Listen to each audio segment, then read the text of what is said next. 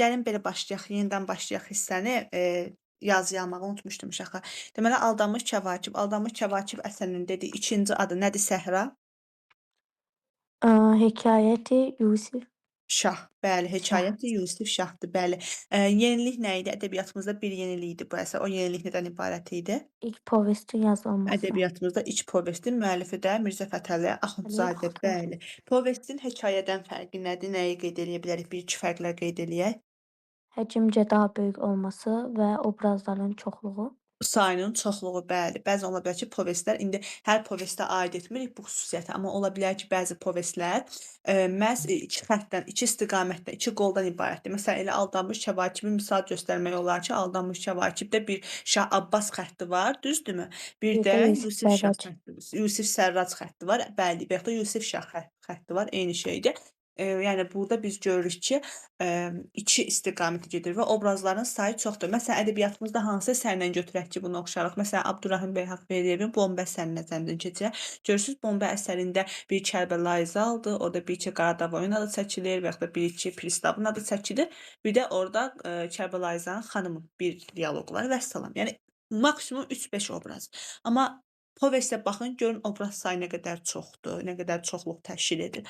Deməli, hekayədən həm obraz sayının çoxluğuna görə, həm də məzmun genişliyinə, süjet xəttinin istiqamətlərinə və genişliyinə görə daha böyükdür. Amma əlbəttə povestlə hekayənin oxşar cəhəti olaraq da göstərə bilərik ki, hər ikisi epik növdədir, nəsrlədir, nəzmlə yazılan povest yoxdur, amma nəzmlə yazılmış hekayə ola bilər. Uşaqlar, geniş xəttli danışıram, çox məqamlara toxunuram. İmtahanımıza çox az vaxt qaldığına görə yadıma düşdükcə verirəm. Mənzum hekayələr ədəbiyyatımızda hansı mənzum hekayələri misal göstərmək olar? Bunu bir mənə Gülcahan cavab versin zəhmət olmasa. Hansı mənzum hekayələri misal çəkə bilərsən ki, hansı dimin proqramında da bunlar öz əksini tapıbdır? Buyur Gülcahan.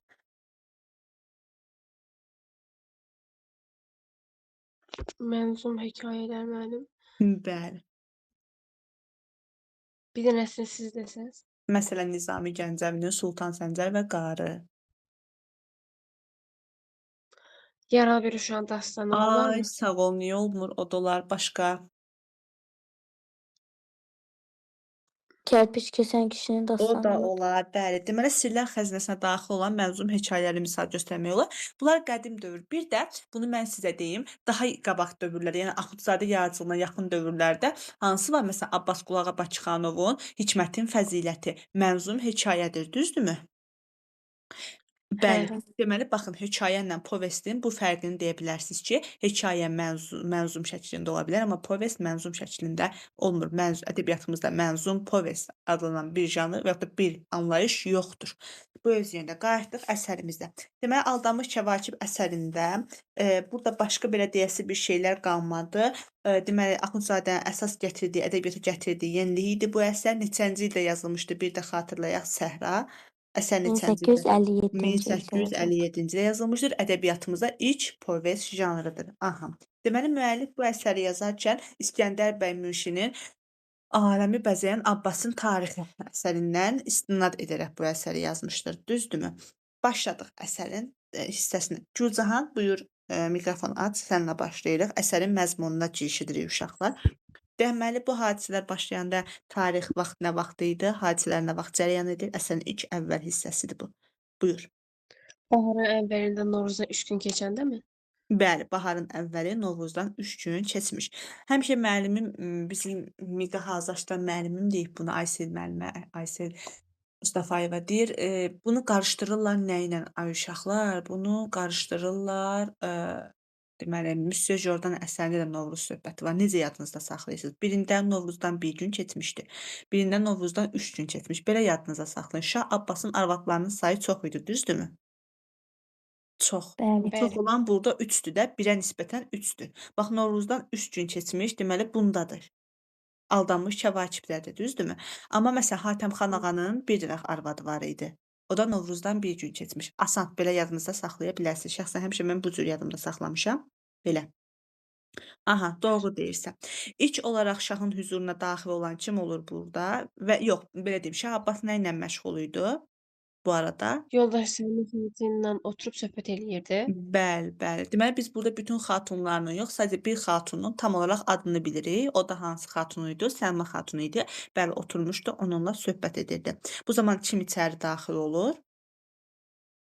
Münəccim başı Mirzə Sədrəddin. Aha, bu zaman Səlmə xatunla nə işarə edir Şah Abbas? Hərəmxanaya getməsini buyurur. Ay sağ ol. Deməli burada münəccim başı Mirzə Xacə Mübarək gəlir, düzdürmü əvvəl? Xacə Mübarək daxil. İlk daxil olan Xacə Mübarəkdir. Xacə Mübarək gəlib nə deyir şaha? Baş əyib nə deyir? Nə ərz eləyir şaha? Sizi bir vacib işdən ötrü narahat etdiyini bildirir. Yox, yox, yox, yox. Bax bir var Deyir ki, münəccim münəccim başı hüzurunuza sizin daxil olmaq hüzurunuza istəyir. gəlmək Bax bu istəyir. Hə. xacə, bu Xacə Mübarək obrazı ilə mən müqayisə edərdim. Hansı obrazı bilirsiniz? Mən bunu sizdən müqayisə edərdim Daşdəmir obrazı ilə. Hansı əsərdə var idi Daşdəmir? Xatırlayın görək. Daşdəmir hansı əsərdə var idi bu obraz? Daşdəmir obrazı. Hə. Xurşudbanu. Xurşudbanu Natəvanda. Ay, sağ ol, bəli. Orda Xurşudbanu Natəvənlə Xacə Mübarək müqayisə oluna bilər. Hər ikisi gəlib gedənlərin rüsxətini alır da, icazəsini alır. Bu gəlib sizin hüzurunuza gəlmək istəyir, sizi görməyə bu adam gəlibdir. Qapı ağası mı deyiblər də qədim zamanlarda. Bax o. Deməli Daşdəmirlə kimi müqayisə olundu uşaqlar? Xacə Mübarək müqayisə oluna bilər. Aha, Xacə Mübarək gəldi, baş əydi, ərz edir ki, münəccim başı Mirzə Sədrəddin sizi görmək istəyir. Münəccim başı nə deməkdir? Bilirsiniz münəccim başlıq? Falçılıq, ulduz falı ilə məşğul olan adamlara deyirlər münəccimlər. Hə, gəldi, daxil oldu. Şah da bu arada arvadı Səlmə xatuna deyir, işarə edir ki, hərəmxanaya getsin. Nəsə Səlmə xatun gedir, münəccim başı gəlir və şah deyir ki, Mirzə nə olubdu? Yəni münəccim başıya müraciətindən nə olubdu? Buyur. Aha, münəccim başı nə deyir burada? Münəccim başı deyir ki, Novruzdan 15 gün keçəndə Mərrixin Əqrəb ilə toqquşması nəticəsində Şərqdə, xüsusilə İran mülkündə səltənət sahibinin, yəni Şah Abbasın başına bir iş gələcəkdir. Aha. Yəni bu Mən niyə də görə? bunu siz Aha. çatdırmalıyam. Ay, bəli. Yəni niyə görə məhz belə deyir? Çünki Şərqdə və İran səltənətinin başında oturan Şah Abbas idi. Yəni bu qəsd deyildi ki, Şah Abbasın mütləq başa gələcəkdi. Xeyr, məsələn, orada Şah Abbas olmayıb başqası da olsaydı, o İran səltənətinin başında oturan hər kimdirsə, Novruzun 15 gün keçəndə onun başına bu hadisə gələcəkdi. Yəni ulduzların falıdır. Kəvakib seyri, kəvakib söz var burada. Əsərimizin adı da Aldanmış Kəvakib. Kəvakib farsmən şərli sözdür uşaqlar. Mənası ulduz deməkdir. Nədir? Ulduz deməkdir. Yəni aldanmış kəvakib, aldanmış ulduzlar deməkdir. Bax belə yadda saxlayın. Kəvakib sözünün mənası nə oldu Gülcahan? Ulduz oldu, düzdürmü? Aha. Deməli Mərrixlə Əqrəb toqquşacaqdır və dediyimiz kimi Şərqdə, xüsusilə də İran səltənətində bir başında oturanın başına müsibət gələcəkdir. Əlbəttə şah yaxşı, şah bu vaxt qoca idimi, cavan idimi? Cavan idi. Yaşı? Sadəcə ömrünün 22 il keçmişdi. Çox cavan olduğu üçün bundan qorxur. Ay, sağ ol. Başqa hansı əsərimizdə hökmdarın yaşını biz görürük?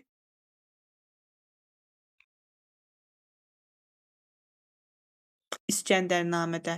İskəndərin yaşı neçədir? İskəndərin yaşında. Bəli, bəli, 20 neçədir o?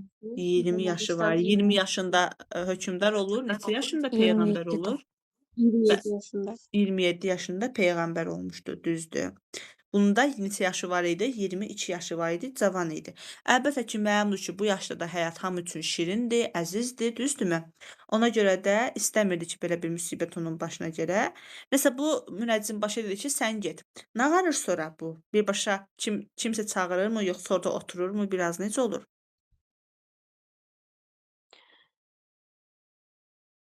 Münəccim başı orada cavan şahı qorxuya salır. Hı hı. Şahın rəngi falan qaçıntısı olur. Hı hı. Sonra münəccim başı gedir. Aha, gedir. Gedəndən sonra Şah Abbas fikrə falan dalır. Orada da pis olur. Hı hı. Sonra Xacə Mübarəki səsləyir, onu tezdən hüzuruna çağırır. Hı hı. Bəli, qəsd Sonra çağırır. burada Hə, indi Mirzə bir dəqiqə, Möhsün, burada Rəsul gözləyək, burada Ceyhunla gözləyək. Bura qədər bəzi məqamlar var, onları deyək. Demək dedi ki, şah qorxdu. Başqa, Səhra əlini qaldırmışdı. Bir dənə Səhraya söz verin. Buyur Səhra, sözünü de.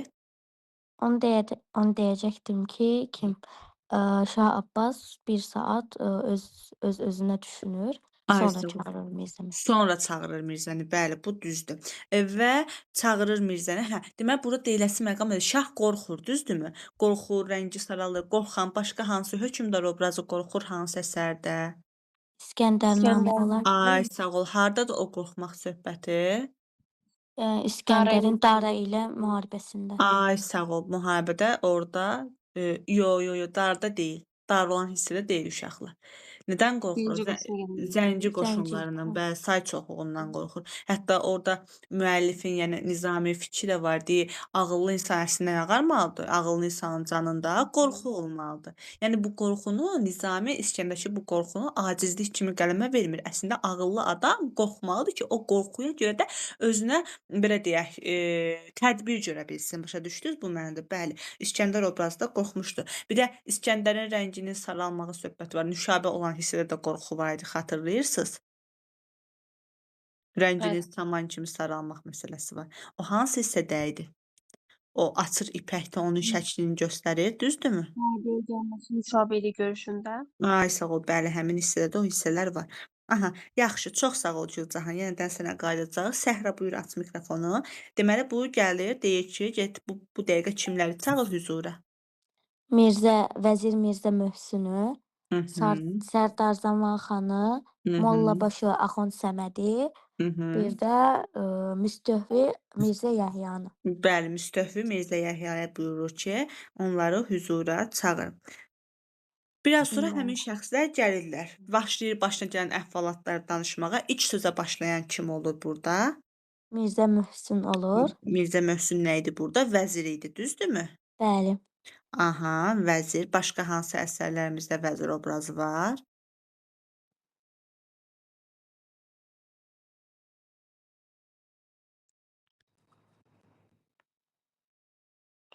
İskəndərnamədə də var idi vəzir. İskəndərnamədə vəzir kim idi? Bəli, kim idi o vəzir? Niqumaş. Yox, bəli. Niqumaş Yox, deyildi. yox. Niqumuşun oğlu. Oğlu idi, Ərəstu Niqumaşın idi. Ərəstu. Ərəstu idi, bəli. Sonra məsələn deyə bilərik Dəzi şagirdi Əhməd də kim idi? Şah Abbas, bir də onun vəziri kim idi adı? Allahverdi xan. Allahverdi xan idi. Allahverdi. Vəziri Allahverdi xan var idi. Daha sonra başqa şah götürə bilərik başqa kimi. Məsələn İbrahim Xəlil xanın vəziri var idi, Qacarın vəziri var idi Vaqif dramında, düzdürmü? Bəli. Xurşudbanıda vəzir obrazı yoxdur uşaqlar. Mirzə Ruhullah var, düzdür. O da Xurşudbanının müəllimi olmuşdu. Bir də kimin müəllim, başqa bir müəllimi olan obraz var. Kim götürmək olar? Bir Xurşudbanıda Ruhullah idi, Mirzə Ruhullah. Yenə İskəndərnamədə İskəndərnamədə müəllimin Niqumaş. Niqumaş idi. Ay sağ ol, bəli, götürmək olar. Düzdür, tamamilə doğrudur, əhsən. Yaxşı. Hə, vəzir başlayır sözə. Vəzir nə deyir? Mirzə Möhsün nə deyir burada? Deyir ki, kim? Atanızın padşahlıq dövründə ağıldan kəm olan vəzirlər gəlmişdi. Hı Onlara hı. görə deyir, xəzinəmiz boşaldı Bəli. və mən qərara qoydum ki, hər kəs öz vəzifəsinə görə xəzinəyə pul verməlidir. Hı hı. Və kimin evinə padşah gəlsə, onun altına qumaş parçalar sərilməlidir və bir qədər pul bağışlamalıdır və buna Hı hı. görə də deyir, dövlət xəzinəsi dolmağa başladı. Lakin mən bu sizin ulduzlara tədbir görə bilməyəcəm deyir. Bəli, bu ulduzlar sənə bağlı mən sizə heç bir tədbir görə bilməyəcəm deyir. Aha. Sonra ikinci sözə kim başlayır? Sonra Sərdar Zaman xan başlayır. Hı. Sonra deyir ki, 10 il qabaq Osmanlı tayfası Hı hı. Bəkir Paşa Dəmirçioğlunun sərkərdəliyi altında İran torpağına hücum etmişdi deyir. Burada sayca hansının sayca qoşunu daha çox idi? Kimin? İran. Yox, Burada deyir ki, Osmanlının. hansı ki deyib bizim deyib qoşunumuz deyir, onlarınkindən heç də az deyildi. O ifadə var. Bəli. Aha. Nəsə nə tədbir gördü bu? Deməli bu nə tədbir görür?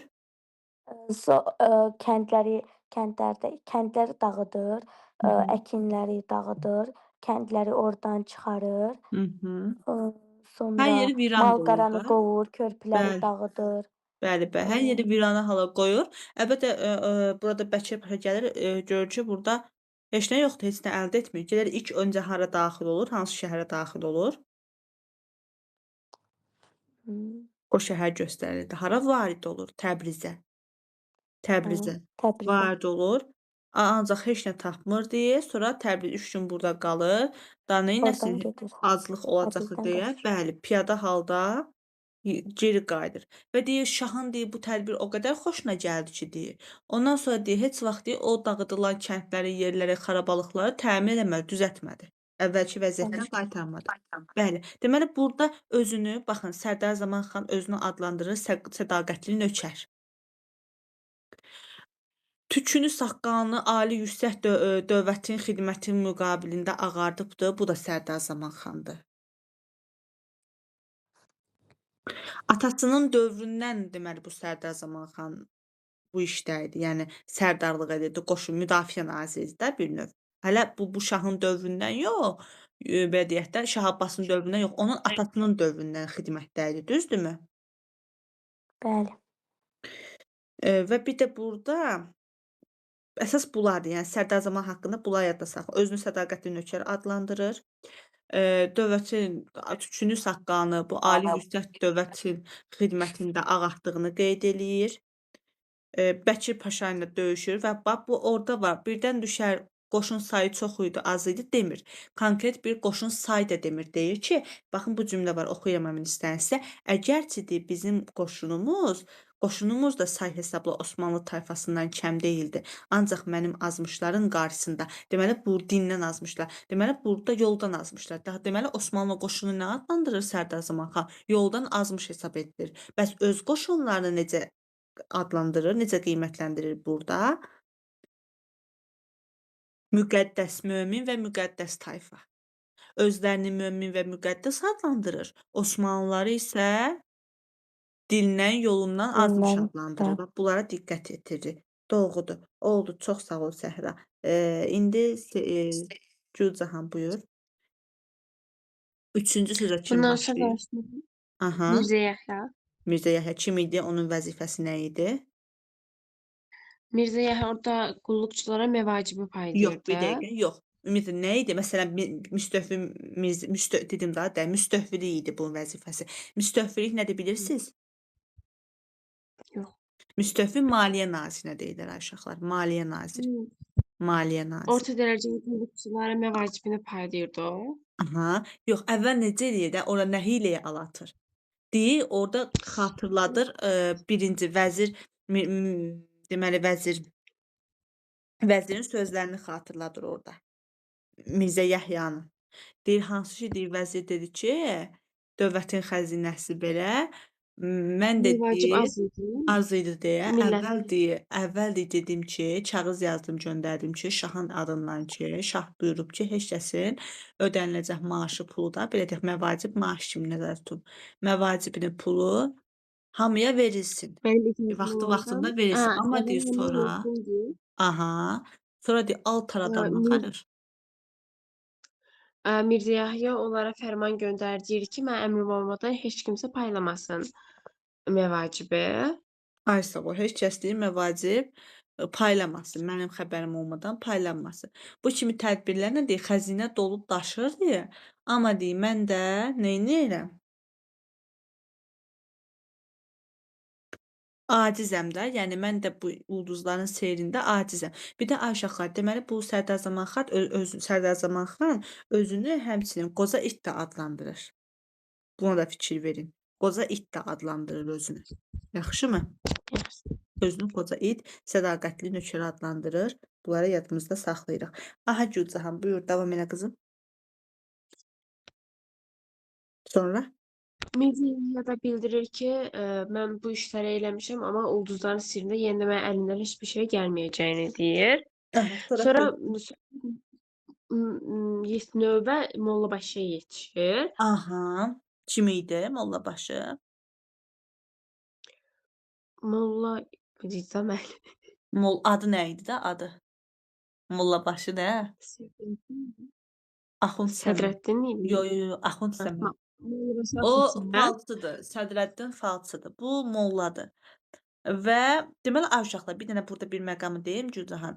Deməli, bu mollanla elə sən danış, o hiss edəndə deyərəm. Aha, deməli, Mollabaşı Ahmad Səməd bu nə deyir? Bunun danışıqları nədir? Nə deyir bu?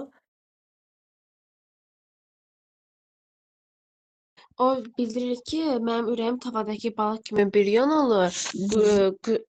ağlıma yetişir ki, o məlum münəccimbaşı öz işinin çarəsini bizdən artıq bilir. Deyir ki, əgər bu sizə münəccimbaşı demişdisə, bunun çarəsi münəccimbaşı özü də bilməlidir. Ay sağ ol, bəli. Necə ola bilər ki, deyir zəhəri göstərə, amma zəhəri dərmanı göstərməkdən özünü kənar çəkə. Çağırılsın, desin, əgər bəhanə gətirsə boynu vurdurulsun. Deməli, burada Hı. Axund Səməd bunu qəsdən eləyir. Yəni məqsədli idi. İstəyir ki, Sizi Mirzə ona Sədrəddin dəvət olmaqla edirlər. bütün münəccimlərin gorunu yandırsın da bir növ belə. Niyə görə? Niyə görə belə eləyirdi? Bunun səbəbi nə idi? Ədavət var idi onlarda. Ədavəti var idi, bəli, ədavəti. Deməli uşaqlar, baxın bu əsərin 10-cu sinif dərsini də göstəribdir. İxtisarla, yəni sadələşdirilmiş formada verildi. Orijinalda isə belədir ki, deməli bunu qeym sizə. Bunu atası ilə bunların ədavəti olubdu. Belə də deyə heç gözləri götürməyibdi da. Ona görə bunlarınki tutmur bir-birini. Ona görə istəyir ki, qisas alsın bundan. Bəli, qisas məqsədi idi, düzdür. Aha, şah nə qarır bu vaxtı? Şah nə qərara gəlir? Neynir? Mollabaşını çağırır. Yo, Mollabaşı buradaydı. Mollabaşı Və xarici mübahisə deyir ki, aha, münəccimbaşını çağırır. hə, xarici mübahisə deyir ki, bu dəqiqə müəzzin başı Xidmətçi gəlsin göndərir hüzura. ki, münəccimbaşını hüzuruna çağırır. Münəccimbaşı 1 saatdan sonra hazır olur. Mhm. O şah ona çox üstünə cumur. Ona bir nalayiq ifadə də deyir. Nədir o nalayiq ifadə? Hansı söz işlədir ona qarşı? Üstə. Pədər Pədər üstə. çuxdə. Aha, bəli, pədər çuxdə. Deyir, ulduzların bəlasından məni qorxudursan və niyə əlacını gizlədirsən? Ona cəllad falan deyir. Mhm. Yo, ona cəllad demir. Orada Cəllad deyib çağırır, cəllatı çağırır. Ona cəllad demir. Bax buna diqqət elə. Deyir, sən nətər deyir, bunun bəlası məndən qorxudursa, əlacı gizlədirsən deyir. Cəllad, yəni qıraqdan cəllatı çağırır. Cəllata bir də boyun kəsəndir. Hə, bu zaman Hı. Cəllad gəlir belində xəncər, əlində iplə. mhm, Orada münəccimbaşı qorxur, titrəməyə başlayır. Sonra şah cəllada buyurur ki, bu iti bu saat apar boynuna vur. mhm, Sərdar Zaman orada Sərdar Zaman hərbi naziri idi. Düzdür, qılınc əhli idi, amma qəlbi yumşaq adam idi. aha, Rəhmi gəlir, yazığı gəlir. Deyir mhm. ki, sən əgər bunun boynunu vurdursan, səndən kim əlac tapacaqdı? Düzdür. Yəni Yəni sən bir bu bilirdə əlacını sən bunu öldürsən, bu əlacı kimdir? Aha, nə məsləhət görür bu şaha? Nə deyir sonra? onu öldürməməyi məsləhət bilir. Aha, deyir öldürmə ki, istəyirsə icazə ver, qoy açsın desin bunun əlacını. Bilməsə öldürərsən deyir, düzdürmü? Ədəbiyyatımızda başqa hansı əsərdə belə bir məqam var ki, orada şahın əlindən xilas edir ölümdən? Kim idi? Dəli Şagird Əhməddə idimi? Bəli, bəli, dərs şagirdi Əhməddə Allahverdi xan Əhmədin ölümünün qarşısını alır. Deyir, bunu öldürsən, deyir, necə biləcəksən deyir də, öldürməmə. Və burada Sərdar Sarxamal nə deyir? Deyir, mənim deyir, bu ağarmış tük saqqalımın xətrinə, düzdürmü? Onun günahından Bəli. keçəsiz. O ifadə Sərdar Zaman xanın dilindən verilir. Aha, Mirzə Sədrəddin də, əlbəttə münəccim başı da Mirzə Sədrəddin də əlbəttə heç şey bilmirdi. Ona görə deyir ki, Zici Uluğbəyə baxım. Zici Uluğbəy nədir bilirsinizmi? Bu Kitab. sözün mənası kitabdır. Bəli, Uluğbəy adında bir astronom alim olubdu o vaxtında. Onun astronomiya kitabıdır. Deyir, ona gedim baxım, gəlib süd deyərəm deyir. Şah da Hə. nə qarır? Burada icazə verir. Münəccimbaşı çıxmamış, xarici mübarə içəri. Bax, münəccimbaşı çıxmamış. Deməli, Mövlana Cəmaləddinin gələcəyini deyən vaxtı münəccimbaşı çıxmamışlar içəridə. Mövlana Cəmaləddin gəlir. Mövlana Cəmaləddin kim idi? Nə üçün gəlmişdi? Bunlardan da danış. Sonra sözü Səhraya verəcəm. Aha. Buyur Gülcahan. Orada Mövlana Cəmaləddin otağa daxil olur. Hı hı. Şah sitayiş eləyir. Hı Sonra hı. deyir ki, sizin bəndəniz qocalıq səbəbindən Şah sarayından kənar düşübdür. Yəni Novruzdan 15 gün keçəndən sonra Məğribin Əqrəb ilə yaxınlaşması ilə Qibləyi aləmin zat-ı mübarəkində böyük zərərə ehtimal olduğu üçün vacib bildim ki, sizin qulluğunuza gəlim, qabaqcadan həyat sənə elan edim. Deyir, qocalıq səbəbindəndir şah saraylarına Tədbir uzaq görün. olub, günəşin olsam da deyir. Bu vəziyyət, yəni Novruzdan 15 gün keçəndə Mərrix Əbrəq yaxınlaşması ilə belə bir bəla gələcək və bu hadisə məlumdur. Bu zaman şah deyir ki, bizə hadisə həm deyir, bax, bu deyir, həm deməli Sədrəddinlə Molla Cəmaləddin fərqi var. Sədrəddin sadəcə bu xəbəri verir, əlacını demir. Amma Mövlana Cəmaləddin deyir, həm sizə bu xəbəri verim, həm də əlacını söyləyim. Belə deyəndə şah çox sevinir. Deyir, söhbətdən xəbərdaram, sən əlacını de. Deməli, burada bir növ cavan münəccimlərə də söz atır Mövlana Cəmaləddin. Deyir orada, deməli burada necə idi? Bəlkə deyir, bu cavan münəccimləri iti gözündən bu hal qaçmış olar. Yəni bunlar bilməyib olarlar da, bu söhbətdən xəbərdar olmayıb olarlar. Ona görə. Bir də burada bir məsələ deyim. Bayaq dedik ki, Axund Səmədlə Sədrəddinki barışmır. Əlbəttə bu falçı idi, bu dindar idi. Din fal heç yanaşı gedərlərmi? Yəni yola gedərlərmi? Bir də o tərəfdən yanaşır. Bir də əsərin orijinalında qeyd olunur ki, bu Mövlana Cəmaləddin Mirzə Sədrəddinin müəllimi olubdur. Və bunu yaxşı yadınızda saxlayın. Mövlana Cəmaləddin Mirzə Sədrəddinin müəllimi olubdur. Əsəri orijinaldan oxumuşam, məlumatlıyam, ona görə deyirəm. Aha. Və daha sonra nə baş verir? Belə deyəndə Mövlana Cəmaləddin hansı təklif irəli sürür? Çarəni nədə görürdü? Bu hissələrdən Gülzarım çox sağ ol, Səhra danışsın. Mövlana Cəmaləddin gəlir və deyir ki, Novruzdan 15 gün keçənədək nəyin taxt-taca ölümə layiq bir adam çıxsın. Onun nə vaxt ki onun nə fəlakət onun başına çatlayacaq. Yox, sonra siz yenə taxt-taca şahlıq edərsiniz. Hı. Sonra deyir ki, heç kimin də bundan xəbəri olmasın deyir və bir də hərəmxana xatunların da kəbinin kağızları cırılmalıdır. Hı hı. Sonra əgər kim istəsə, yenə Şah Abbas ilə kəbin kəsdirsin deyir, kasıblığa kim razıdırsa. Hı hı. Yəni sadə Şah Abbasla kim evlənmək artıq o hökmdar Şah Abbasdan yox, sadə Şah Abbasla kim evlənmək istəyirdi, yenidən onların kəbin talaqları oxuna, kəbin kağızları yazıla, yəni yenidən kəbin kəsilir. Bəli. Aha. Və bu tədbir əlbəttə şahın ağlına batır. Deyir, yaxşı varmı deyib belə biri ki, o ölümə Hı. layiq olsun. Bu zaman kim ortaya girir, danışır? Kim? Mollabaşı.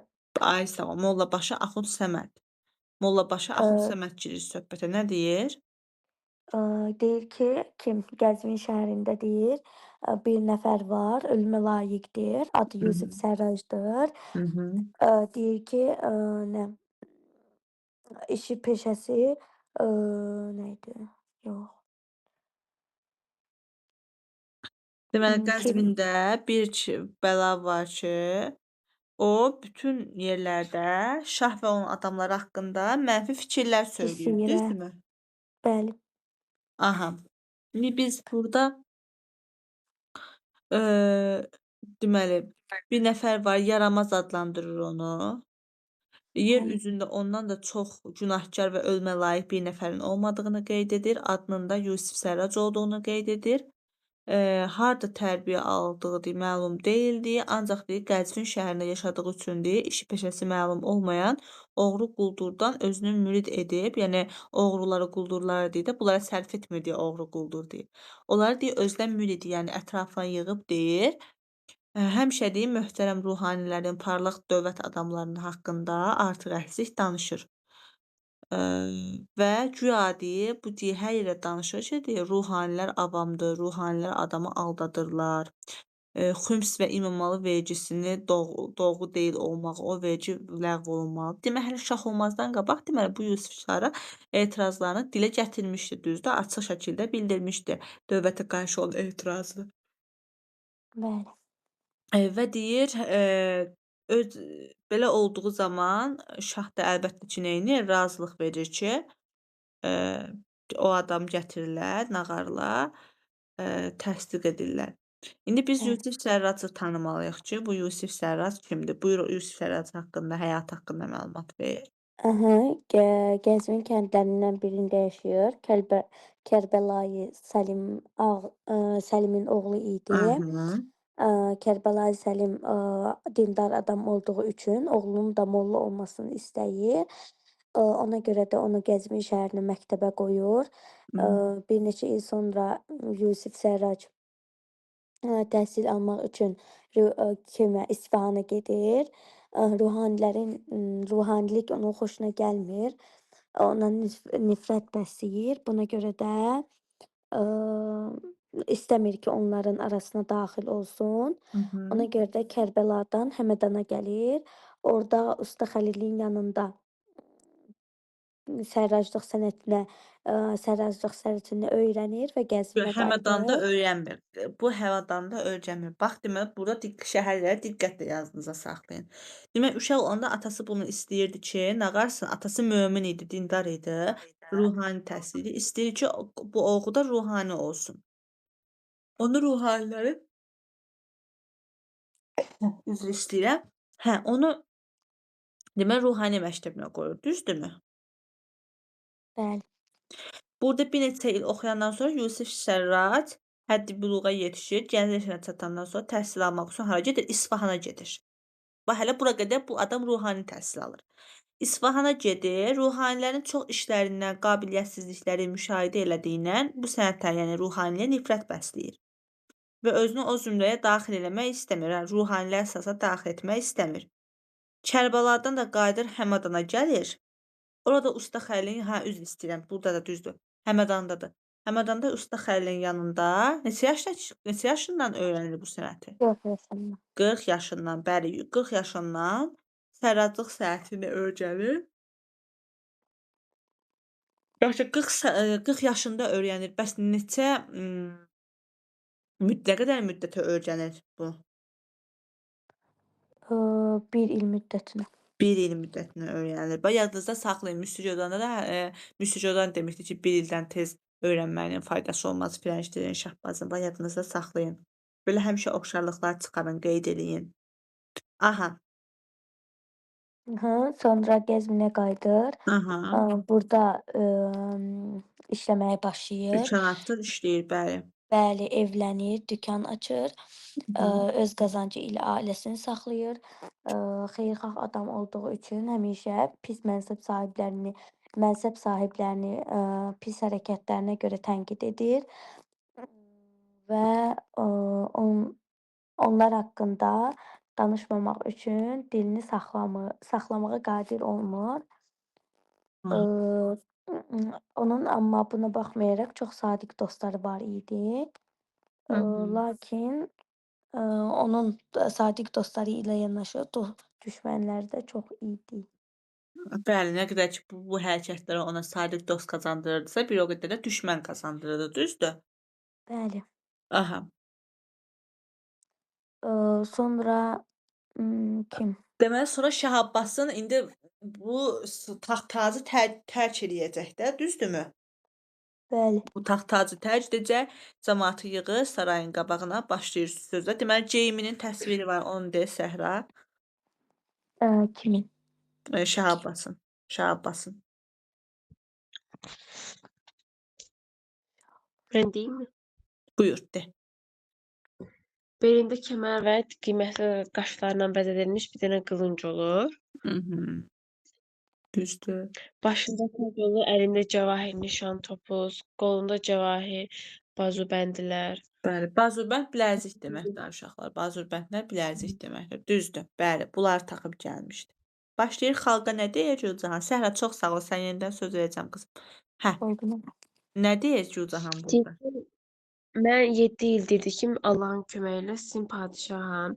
Aha. Deməli İmtahan 22 olduğu yerdən yaşındaydı. Bax düşə bilər ki, neçə yaşında şah olubdu, birdən düşər. Ay uşaqlar, 22 yaşında şah olmayıbdı bu. Bu 7 ildir eləyirdisə və 7 ildir hökmranlıq eləyirsə, hal-hazırda yaşda 22 idisə, deməli bu 15 yaşından taxta çıxıbdı. Yəni taxta çıxmağın 20-i götürmürsüz. 22 yaşında artıq 7-ci il idi ki, hökmranlıq eləyirdi, düzdürmü?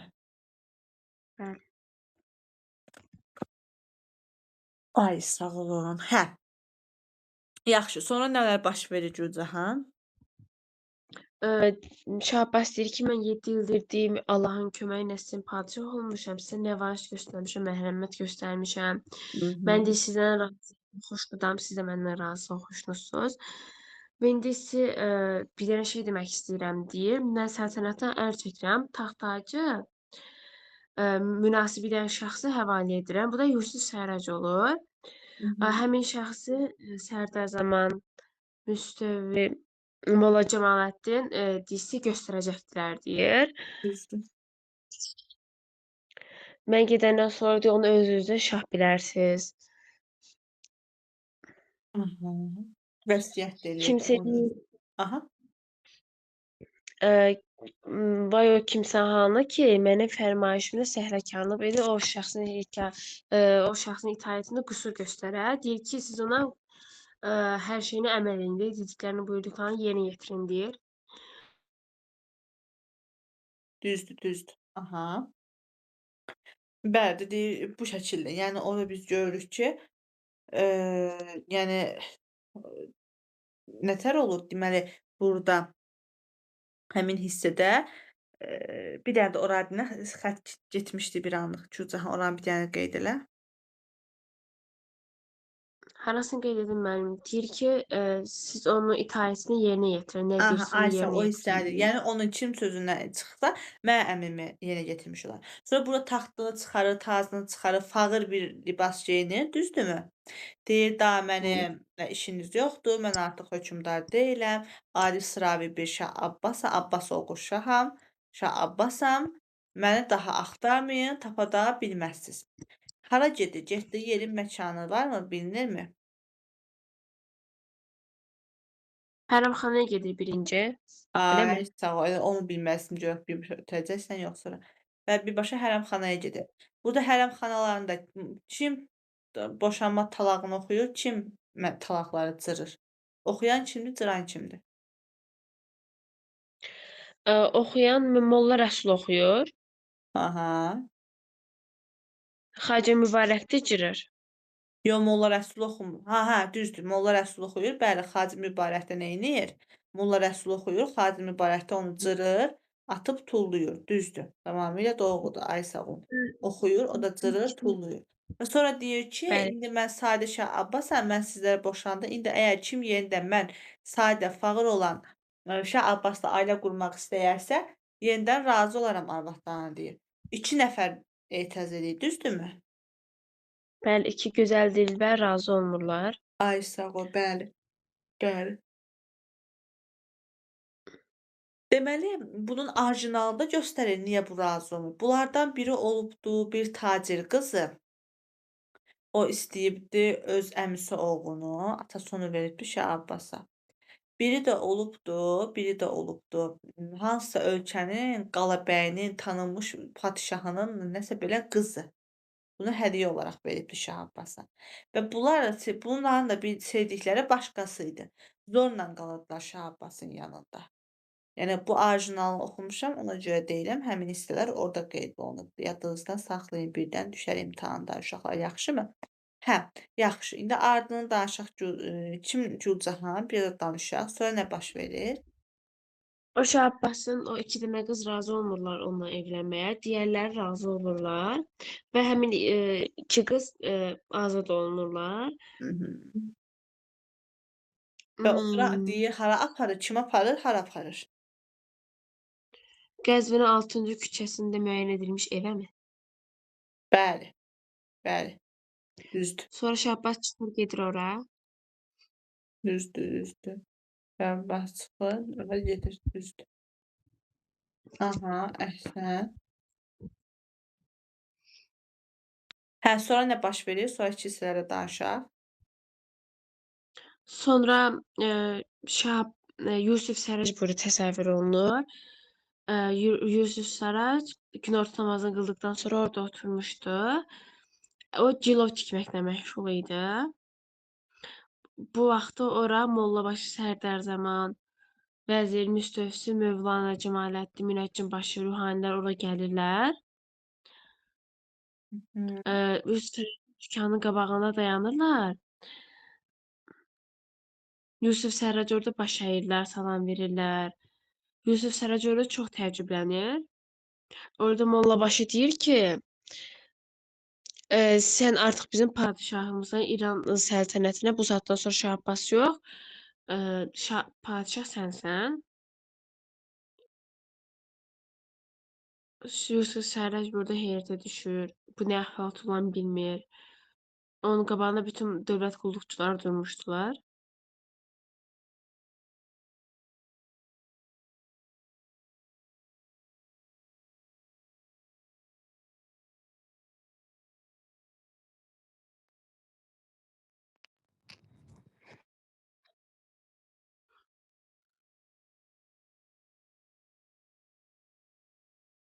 Uşaqlar səsim gəlirmi sizə? İndi gəlir mənim. Hə, bir anlıq donmuşdu. Harda qaldıq? Yusif Sərracın dükanının qabağına gəlirlər. Aha, sonra nə baş verir? Yusif Sərracın qabağında baş əyilir oradakı bütün qulluqçular. Yusuf Şah şoka düşür. Ayşə, ilk sözə başlayan kim olur? Burada ilk sözə başlayan kim olur? Mollabaşı.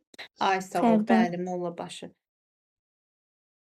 Mollabaşı deyir ki, bugündən sonra bizim padşahımız sənsən. Şah Abbasın yeri boşdur, orada sən oturmalısan falan deyir. Bu Şah zaman Abbas heyrətə qarşılığında nə düşür. deyir? Yusif Sərraz nə deyir qarşılığında? Siz deyir, dəli mi olubsunuz deyir, tiryək mi atıbsınız? Bu sözlər niyə mənə deyirsin, niyə belə bir şey olur deyir. Düzdür. Fəqir sərraf bu bəyəm, mən hara taxta çıxaram. Bəli, mən hara, bu taxtac hara, siz tiryək misal, bəli, o hissələri düzdür. Bundan sonra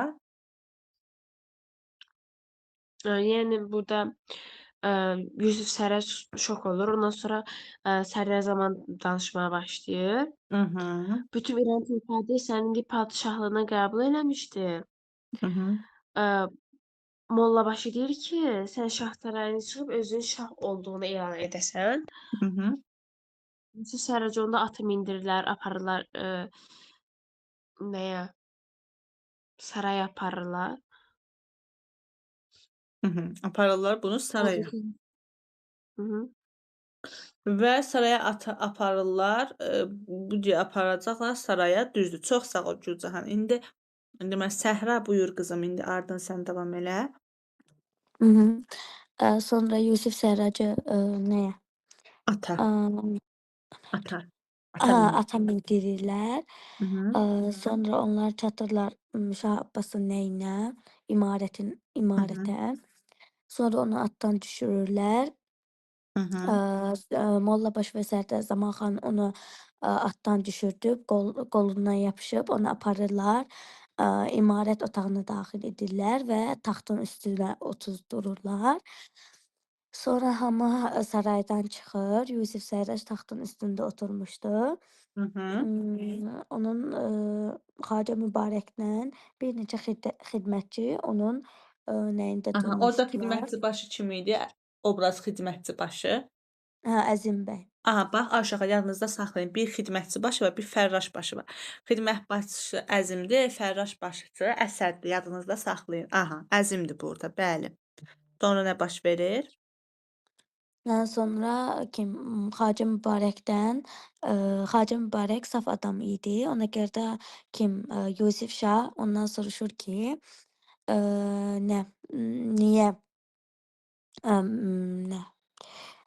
söylə deyir ki, mən niyə bu taxt taxtın üstünə, taxt tacı sahib ediblər. Hı hı. Xacə Mübarək də deyir ki, Xacə Mübarək bütün olanları ona danışır. Hı hı. Yusif Şah da, ağıllı adam olduğu üçün ulduzlardan qorxusu olmur. Bəli. Əlbəttə bu ağıllı idi. Bircə boş uydurma söhbətdir də, ulduz söhbəti. Düzdürmü? Düzdür. Aha. Bəli. Ona görə də səltənət işlərinə baxır. Sonra Fərəş paşa kimi Əsəd bəyi onun yanına çağırır. Hı hı. Və deyir ki, kimi, Molla başı Axund Səmədi, Sərdar Zamanxanı, Mirzə Möhsünü, bir də Müstəfi Mirzə Yəhyanı, Hı hı. sonra Münəccim başı Sədrəddini, Mövlana Cəmaləddini Hı hı. ərkdə olan zindana salarsan, Hı hı. Bu da neçə və fərraşla gedir ora? 12. 12 fərraşla. Bəli, gedir onları saldırır zindana. Düzdürmü? Bəli. Sonra nə qarır? Sonrakı işlər nə olur? Sonra zinət otağının qapısını açırlar Yusif Zərraca. Hı hı. Yusif Zərracın da 3 qızı var idi. Hı Biri hı. 4 yaşında, biri 14 yaşında, 12 yaşında, biri 8 yaşında. 2 dənə də oğlu var idi, 6 və 4 yaşında. Ay, sağ ol. Aha. Qızlarının hər birinə bir gül, bir Aha, cüt bu xəzinə sırğa. otağına daxil olmuş. Düzdürmü? Xəzinə mübarəklə Bəli, daxil olur. Aha. bəli. Hı Bir hı. cüt, bir cüt sırğa, bir gül, bir üzük, bir dəst paltar, bir şal, bir də boyunbağı Hı hı. göndərir. Arvadı üçün isə bir dəst paltar və şal ayırır. Düzdür. Və bunları Xacə Mübarəkə verib ki, bunları aparsın Gəzvinin 2-ci küçəsində, evim var, orda arvadıma verərsən və deyərsən ki, oğlanları sabah mənim hüzuruma göndərsin. Ay, sağ ol. Bəli, afərin. Onları mənim deyir hüzuruma göndərsin. Düzdür. Çox sağ ol Zəhra, çox sağ ol. Güllü, buyur ardını davam elə.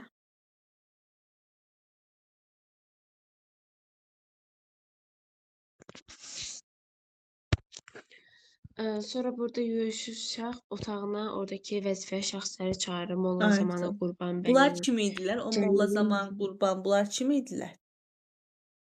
Molla Zaman hərbi naziri idi. O vəzifəli şəxslər idi Yox, onu onlar. demirəm. Bunlar Yusif Sərracın hələ şah olmazdan qabaq olan dostları idi. Düzdürmü? Onlara çox Onun etibar dostları edirdi. idi. Deməli, burada ağıllı siyasət yürüdür də əslində Yusif Sərrac. Yəni hər adamı gətirmir ki, belə nətər deyim, vəzifəyə hər adamı gətirmirdi də, düzdürmü? O tanıdığı, bildiyi insanlar bu vəzifəyə və bilir ki, bunlar bu işin öhdəsindən gələrlər.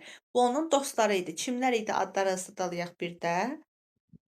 Molla Zaman, Qurban bəy, Mirzə Cəlil və Mirzə Zəki. Ay, sağ ol. Bəli, indi kim hansı vəzifəyə təyin olur, onları deyək. Mollabaşı Molla Zamana verilir. Sərdarlıq Qurban bəyə verilir. Vəzirlik Mirzə Cəlilə, müşrəfilik Mirzə Yahyaya verilir. Münəccim başlıq mənsəbi isə vəhşi ləğv edilir. Ay, sağ ol. Niyə görə ləğv edir? Ləğv etməkdə məqsədi nə idi? Çünki Yusif Sərrac elə bir vəzifənin olduğuna inanmırdı da, yəni Aha, yəni inanmır ki, bunun dövlətə heç bir xeyri yoxdur. Nəinki xeyri yox, əksinə ziyanı var. Deməli, bir də bu hissəyə baxaq. Deməli, Molla başlıq mənsəbini Molla Ramazana verir. Sərdarlığı Qurbana verir. Sərdar Zamanlı Qurban bəyə verir. Mirzə Cəlili ilə Zəkini də çağırtdırır yanına. O çünki bunlara böyük inamı var idi. Buna görə çağırtdırmışdı. Hə, Qurban bəyə həvalə etdi. Deməli, oradakı sərdarlığı. Vəzirliyi xanlıq ləqəbi ilə Mirzə Cəlilə verdi. Hansı ləqəbinə? Xanlıq ləqəbi ilə. Müstəvfiliyi də Mirzə Zəkiyə verir. Münəccim başlığı da ləğv elətdirir ki, bu işin dövlətə heç bir xeyri yoxdur. Əksinə ziyanı var. Düzdürmü? Uşaqlar, eşidirsiniz də yəqin. Aha. Və daha sonra nə qarıb? Bunları gördü, bunların vəzifəsini verdi. Daha sonra sonra orada bəzi qurucuq tədbirlər eləyə başlayır. Mən sən nə də onlardan sırala. Hərə 2 dənə 2 sıralasın. 2 dənəsini sən denə. Vilayət hakimlərinə deyir ki, Allahdan qorxsun, nahaq yerə iş tutmasınlar, xalqı talamasınlar, rüşvət almasınlar. Düzdür, düzdür. deyir, nə barədə o xəbərsiz Sonra kimsə rüşvət vergi alar. Onun evinə gələn bəli, yüksək dövlət sahibinin ayağının altına xalı salar və yaxud da nə bilim məvacib verər. Bu anladım. söhbətlər olmamalı idi. Düzdürmü? Buyur. Vergiləri azaldı. Necə? Sonra vergilər azaldı. Ay sağ ol. Vergilər azaldı. Oldu. Düzdür. Orta Çox sağ ol. miqdarı da azaldı. Aha, çox sağ ol Gül. Səhrə buyur. Sonra nə Aha, baş verdi? karvansaralar tikdirir, Aha, körpülər aha. saldırır, hər Tikinti işləri vilayətdə görür. xəstəxanalar, tikdirir, mədrəsələr açdırır və sair. Afərin, bəli, bu işləri eləyir ki, hamısını bir-bir yerinə yetirir, düzdür. Sonra burda, kim idi Ərkin qalasının zindanında dünyasını dəyişən? Mollabaşı, Mollabaşı idi ki, Axund Ərkin Səməd. bəli, Axund Səməd idi daha doğrusu, bəli ki, əm, bu Axund Səməd eşidəndə ki, onun vəzifəsini Molla Ramazana veribdilər, düzdürmü? Bəli, ona görə ölüb. Orda dünyasını dəyişir, düzdür. Demək, bax, gəlin burda diqqətlə yenə sırdalayaq. Hər il demək olar burdan düşür sual. Əsasən burdan salırlar sualı. Bu, kimə, hansı quruculuq işləri görür? Deməli, bax, məhkəmə işlərini ruhanilərin əlindən alır, tanıdığı şəxslərə verir, qazilərə verir. Daha sonra tacirlərdir, beyzadələr, xanzadələr, şahzadələr, bunların hər biri, emm deməli, nə qarırlar? Onda bir şəhərlər, onda bir, kəndlərdə 20də 1 hissə xəzinəyə vergi verirlər. Kollardan, şikəstlərdən, köməksizlərdən vergi alınmır. Xümsündən imamalı ümumiyyətlə ləğv olunur. Şəhərlər, mədrəsələr saldırırlar. Düzdür. Kim idi, yay fəsli padşahlıq atlarını yaylağa aparıb, burda onları bəsləmə, otarma bəhanəsi ilə ətraf xalqlara əziyyət verən? Bu əsərdəmi? Bəli. Şah Abbas. Yox, Mirarxur, Mirarxur. Mirarxur nədir? Atlara baxan adama deyirlər. Bax, var o. Deyir ki, səhifə hətta 145-i açsın, əgər kitab sizdə köhnə nəşrdirsə, orada bu var, ifadə var. Deyir ki, Yusif Şah bilirdi ki, Mirarxur yay fəsli padşahın atlarını yaylağa aparır. Bu bəhanə ilə də ətraf xalqın çox əziyyət və cəfa yetirir, onları çapıb talayırdı. Sonra Topxana əmiri var idi. Topçuların hamısı üçün xəzinədən məvacib götürürdü, amma bir qəpik də onlara vermirdi. Hamısını öz cibinə atırdı. Biri bu. Qəzvin bəylərbəyisi xalqdan hədsiz rüşvət alırdı. Darğa zülm edirdi. Başqa zülm edən darğa obrazı hansı əsərimizdə var? Sultan Səncər və Qarabağ. Ay sağ ol, zülm edib bir qarıya çox Çox oddurmuşdu qan. oturmuşdular. Bəli, düzdür. Sonra Qəzvin küçələrini genişləndirdi. Bu məsələ də burada qeyd olunubdur. Küçədə açıq olan quyular olurdu ki, bu quyuların hər birini bağladırdı. Düzdürmü? Heç bir yeri açıq saxlamırdı. Kəndxudanı cəzalandırmışdı. Kəndxudalar baxmırdılar şəhərin vəziyyətinə. Və Yusif Sərracın taxta çıxmasının üstündən bir həftə keçir uşaqlar, düzdürmü? Bir həftə ərzində çox dəyişiklik olur. Xalq artıq insan cəsədləri görmürlər, asılmış insan şallaqları görmürlər. Əvvəl buna yaxşı baxırlar, amma sonra nəyə yozurlar bunu?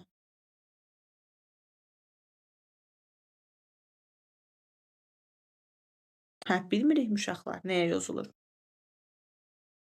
Zəifliyə. Zəif təbiətliyə, süstlüyə yozurlar. Hı. Və çünki Biz niyə belə olur bilirsizmi? Bu xalq həmişə tapdaq altında qalıbdır. Həmişə zülm görür. Təsəvvür illərlə zülm görəsən, axırda gəlib bir dənəsi sadə biri tamamilə